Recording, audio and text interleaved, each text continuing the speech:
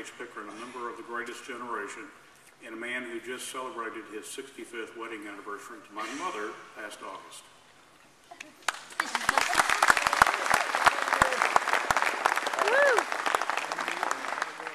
I wanted to tell you a quick story regarding one of the many reasons why my father is being honored tonight.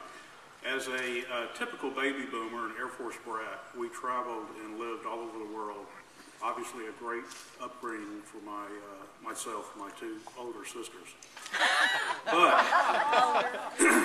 my first memory of Dad flying is when he was the Air Force advisor for the Tennessee Air National Guard in Maryville in the late 50s and 60s.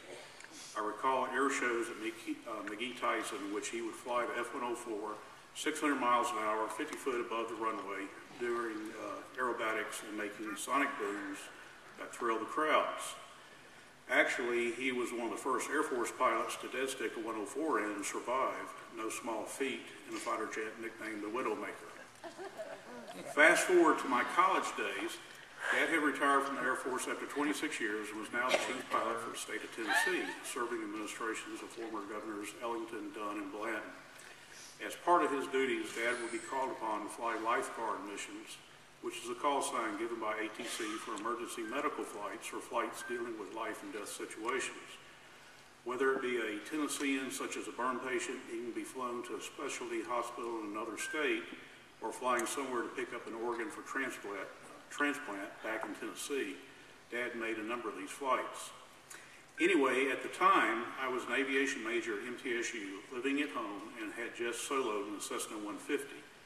Obviously, I knew just about everything there was to know about flying at that point. Early one morning, about 1 a.m., Dad woke me up and asked if I wanted to go to Boston to pick up an organ for a critical patient at Vanderbilt.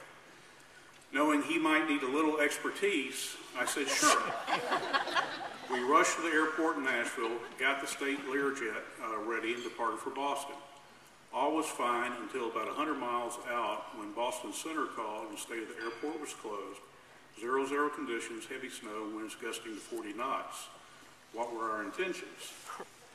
Well, at that point, I was trained that you either go back to where you came from or divert to your alternate. You can understand my surprise when Dad told ATC our intentions were to land. As we slowly started our descent, Boston Center again called and stated the airport was officially closed. Dad said a few choice words and asked if the runway could be plowed. As the altimeter wound down, I looked frantically for the lights or landmarks, but due to the darkness and heavy snow, I couldn't see anything. While I was praying, Dad put the gear down, flaps 15, and flared the jet. Thump. Down the runway we slid, as the anti-skid brakes vibrated and the reversers howled. We slid 10 degrees to the right and 10 degrees to the left.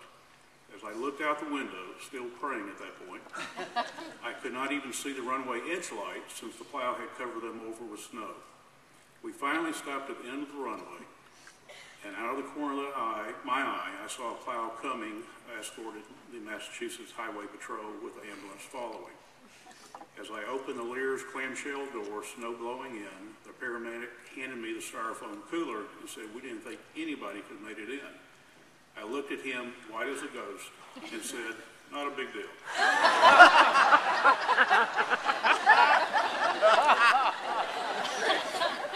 We made it back to Nashville, throttles to the firewall. The transplant was a success, and the patient from Tennessee survived. The point of my story, my father made many of these missions, sometimes by himself, sometimes with others, never again with me, and saved many Tennesseans' lives. Whether flying combat missions in World War II in both the Atlantic and Pacific theaters, or flying for missions for the state of Tennessee, my father always successfully accomplished the mission he was asked to do.